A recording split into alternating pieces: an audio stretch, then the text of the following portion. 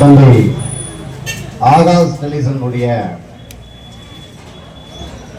படுகொலை கண்டித்து தொடர்ச்சியாக 57 நாட்களாக நடைபெற்றுக் கொண்டிருக்கக்கூடிய இந்த ஆர்ப்பாட்டத்தை ஒருங்கிணைத்திருக்கக்கூடிய தோழர்கள், மரியாதைக்குரிய லெனின் அவர்களை, ஜெகதீசன் அவர்களை, இந்த நிகழ்வில் கலந்து கொண்டு கண்டன உரையாற்றிருக்கக்கூடிய மரியாதைக்குரிய அண்ணன் வேல்முருகன் அவர்களை, தோழமை இயக்கத்தை சார்ந்தவர்களை, ஜனநாயக சக்திகளை, உங்கள் அனைவருக்கும் நான் சார்ந்தக்கூடிய மருதநாட்டு மக்களுக்கு சார்பில் நன்றி சொல்ல கடமைப்பட்டிருக்கிறேன். அன்பான தோழர்களை, தொடர்ச்சியாக இந்த மக்கள், இந்த சமூகம் போராட்ட களத்திலே தன்னுடைய வாழ்நாளை கழித்துக் கொண்டிருக்கிறது.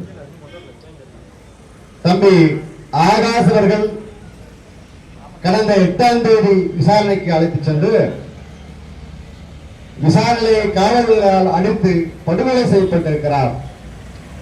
ஏன் அவரை அடித்து காவல்துறை படுகொலை செய்யப்பட்டிருக்கிறார் என்றால், அந்த பகுதியிலே தொடர்ச்சியாக நடக்கக்கூடிய கஞ்சா பழக்கத்தையும்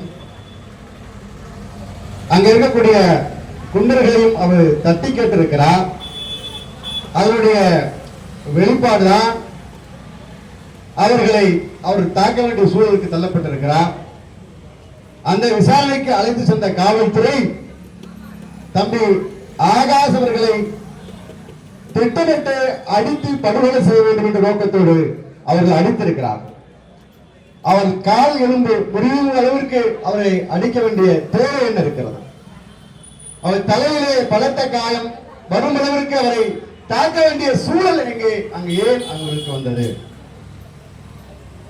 இவர்களை திட்டமிட்டே அவர்கள் படுகொலை செய்திருக்கிறார்கள் என்பதை நாம் ஏன் மறுபடியும் சொல்றேன் சொன்னா, இங்க குற்றம் சாட்டப்பட்டிருக்கக்கூடிய ஆய்வாளர் திலீபனும் சார்பாளர் விவரம் அந்த குண்டர்களுக்கு தலைமை ஏற்றிருக்கிறார்கள் என்ற சந்தேகம் எங்களை போன்றவர்களுக்கு இருக்கிறது.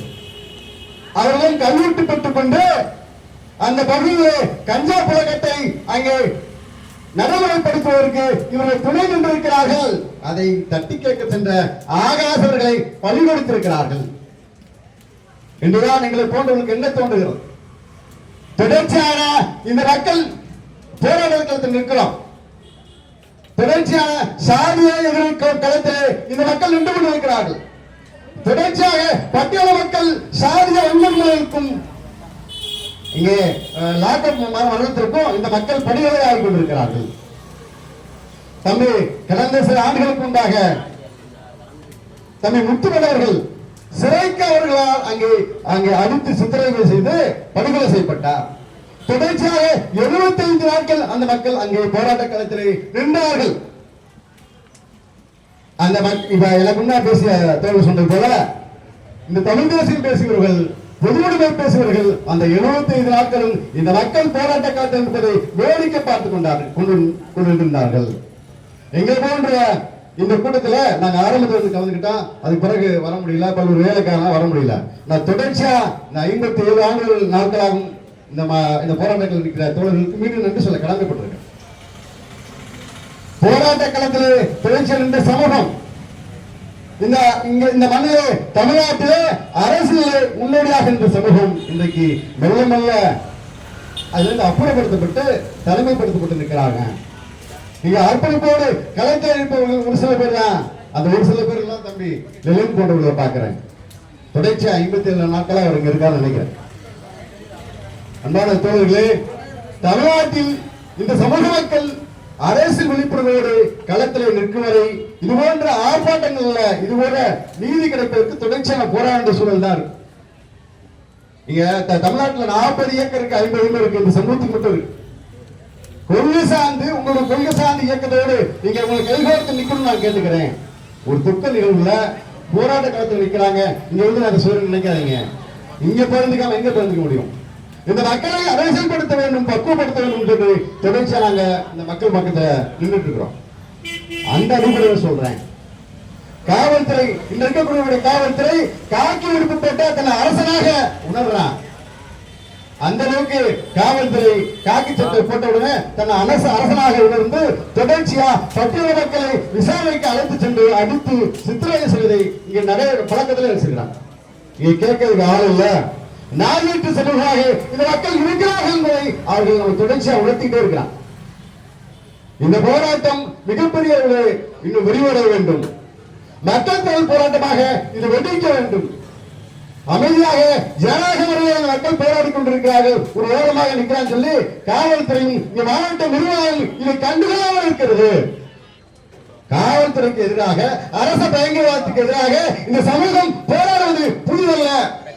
பரமக்குடியிலே இந்த மக்கள் துப்பாக்கி சூட்டிலே இங்க ஒரு சுடுபட்டு தூக்கிட்டு போயிட்டு இருக்காங்க. அப்போது கூட இந்த சமூகம் ஒருவரோடு அங்கிருந்து நகராமல் என்று காவல்துறைக்கு எதிராக போராடிய சமூகம். இதை நாங்க சொல்ல பலமுறை இதை இந்த சமூக மக்கள் இந்த அரசு பயங்கரவாதத்துக்கு எதிராக கிளத்தம் என்றிருக்கிறாங்க.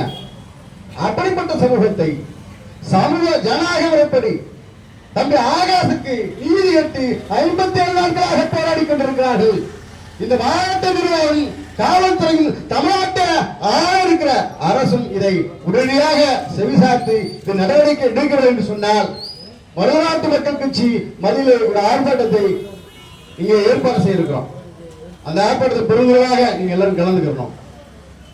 இது போன்ற ஆர்ப்பாட்டங்களுக்கு மறுநாட்டு மக்கள் கட்சி என்றென்றும் துணை இருக்கும். நாளைக்கு தமிழ்நாட்டுடைய இடைத்தேர்தல் தேர்தலுடைய வாக்கு எண்ணிக்கை இருக்கு. இந்த நிலையில் இந்த ஆர்ப்பாட்டத்தை நடத்திக்கிட்டு இருக்கிறோம். இந்த தமிழ்நாட்டை மீண்டும் யார் ஆட்சிக்கு வந்தாலும் சரி, வந்த உடனே தம்பி ஆகாசனுடைய படுகொலைக்கு நீதி கேட்டு அதற்கான உத்தரவை இங்க பிறப்பிக்கவில்லை என்று சொன்னால் தமிழ்நாடு முழுவதும் இது போன்ற ஆர்ப்பாட்ட போராட்டங்களை மறுநாட்டு மக்கள் கட்சி முன்னெடுக்கும். இந்த தம்பி ஆகாசனுடைய படுகொலைக்கு நீதி கிடைக்கும் வரை மறுநாட்டு மக்கள் கட்சி துணை நிற்கும் சொல்லி வாய்ப்பு நன்றி பாராட்டி விடைபெறுகிறேன். நன்றி வணக்கம்.